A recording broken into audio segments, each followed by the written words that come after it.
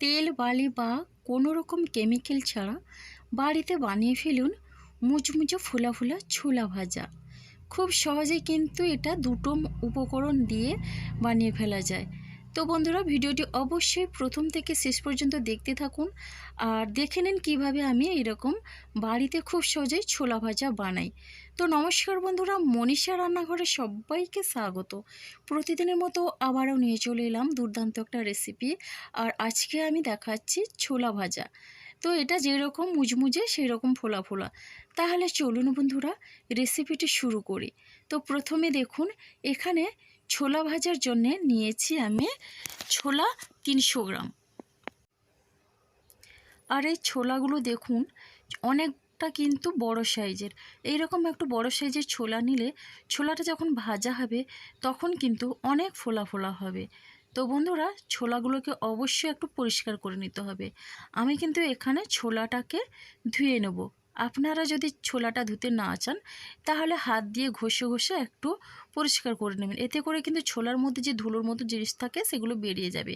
এখন দেখুন, আমি একটা বড় বাটিতে ছোলাগুলো নিয়ে নিলাম আর ছোলাটাকে কিন্তু আমি ধুয়ে নিব। তো এটা কিন্তু বেশি ধোয়ার প্রয়োজন নেই, একবার এই জলটা দিয়ে ছোলাটা ধুয়ে আমি একটু ছেঁকে নিচ্ছি যাতে ছোলার মধ্যে কোনো রকমের এক্সট্রা জল না থাকে। আর আপনারা যদি না ধুতে চান নাও ধুতে পারেন। দেখুন বন্ধুরা, এইভাবে ছোলাটাকে আমি ছেঁকে তুলে নিচ্ছি। খুব সহজেই কিন্তু বাড়িতে ছোলা ভাজা যায়। আপনারা ভিডিওটি স্কিপ করবেন না, প্রথম থেকে শেষ পর্যন্ত দেখতে থাকুন। এখন দেখুন, ছোলাটা বেশ ভালোভাবেই আমি ছেঁকে নিচ্ছি এবং এই থালায় আমি নিয়ে নিলাম। এরপরে এই থালায় আমি এখানে দিয়ে দিচ্ছি স্বাদ অনুসারে লবণ। অল্প পরিমাণে আমি দিয়ে দিলাম লবণ, আর একই পরিমাপে দিয়ে দিচ্ছি এখানে খাওয়া সোডা। তো এই খাওয়া সোডা দিলে কিন্তু ছোলাটা অনেকটা ফোলা ফোলা হবে। অবশ্যই খাওয়া সোডাটা দেবেন। দেখুন বন্ধুরা, এখন লবণ আর খাওয়া সোডা দিয়ে বেশ ভালোভাবে মিশিয়ে নিচ্ছি। আর এইভাবে মিশিয়ে নেওয়ার পরে এটা আমি কিন্তু কোনো রকমের রোদে দেব না, আমি পাখার নিচে রেখে এটা শুকিয়ে নেব। আমি এখানে কিন্তু 15 মিনিটের মতো এটা পাখার নিচে রেখে দেব। দেখুন বন্ধুরা, 15 মিনিট পরে যেহেতু আমি খাওয়া সোডা দিয়েছি তার জন্য ছোলার কালারটা একটু চেঞ্জ হয়েছে, তবে সেটা কোনো ব্যাপার নয়। আর দেখুন, এখন আমি ছোলাটাকে ভেজে নেব। এরপরে দেখুন, ছোলা ভাজার জন্য গ্যাসে আমি কড়াই বসিয়ে দিয়েছি। এবার আমি কড়াইতে দিয়ে দিচ্ছি লবণ।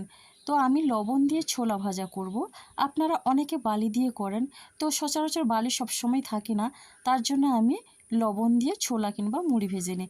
দেখুন বন্ধুরা, এইভাবে লবণটা দেওয়ার পরে এটা কিন্তু অনবরত নাড়াতে হবে, তাহলে কিন্তু লবণটা বেশ ভালোভাবে গরম হবে আর অনেকটা ঝরঝরে হবে। লবণটা যত ভালোভাবে গরম হবে ছোলাগুলো কিন্তু ভাজার সময় অনেকটা ফুলবে। এবার দেখুন, লবণটা কিন্তু অনেকটা ঝরঝরে হয়েছে। এবার এই ছোলাগুলো আমি ভেজে নেব। প্রথমে আমি অল্প পরিমাণে ছোলা দিলাম আর ছোলাটা দিয়ে অনবরত নাড়াতে হবে, তা না হলে কিন্তু ছোলাগুলো বেশ ভালোভাবেই ভাজা হবে না। এইভাবে নাড়াতে হবে। আমি প্রথমে অল্প ছোলা দিয়ে দেখে নিচ্ছি লবণটা ঠিকঠাকভাবে গরম হয়েছে নাকি আর ছোলাগুলো ঠিকঠাক ভাজা হচ্ছে নাকি। তো বন্ধুরা, লবণটা কিন্তু আর একটু হিট করতে হবে। এখন এই ছোলাগুলো আমি তুলে নিচ্ছি আর এই রকম একটা আমি ছাঁকনি নিয়েছি। আর এখন আমি এটা তুলে লবণটাকে বেশ ভালোভাবে এখানে আমি ঝরিয়ে নিচ্ছি। তো বন্ধুরা, আমি ছোলাগুলো ভেজে নেওয়ার পরে এরপরে আমি একটু বেশি পরিমাণে ছোলা দিলাম। যেহেতু লবণটাকে আমি বেশি হিট করেছি তার জন্য কিন্তু ছোলাটা বেশি পরিমাণে দিলাম। আর এইভাবে অনবরত নাড়াতে হবে, তাহলে কিন্তু ছোলাটা বেশ ভালোভাবেই ভাজা হবে। তো বন্ধুরা দেখুন, এখন কিন্তু ছোলাটা নেড়ে নেওয়ার পরে দেখি বুঝতে পারছেন ছোলাগুলো কিন্তু ফাটতে শুরু করেছে। তো এইভাবে করে ছোলা ভাজলে কিন্তু ছোলা একেবারে ফোলা হয়। দেখুন বন্ধুরা, ছোলাগুলো কিন্তু সবগুলোই ফুলছে আর সবগুলোই কিন্তু বেশ সুন্দরভাবেই ভাজা হয়েছে। প্রথমেই কিন্তু ছোলাগুলো ঠিকঠাক ভাজা হয় না, তার জন্য কোনো রকম হতাশ হওয়ার দরকার নেই। দ্বিতীয়বারে যখন ছোলা ভাজবেন তখন কিন্তু লবণটা বেশ ভালোভাবে হিট হয়ে যায়। তখন ছোলাটা বেশ ভালোভাবেই ভাজা হয়। আর এইভাবে আমি সবগুলো ছোলা ভেজে নেব। তো দেখুন বন্ধুরা, ছোলাগুলো কিন্তু বেশ ভালোভাবেই ফুলেছে।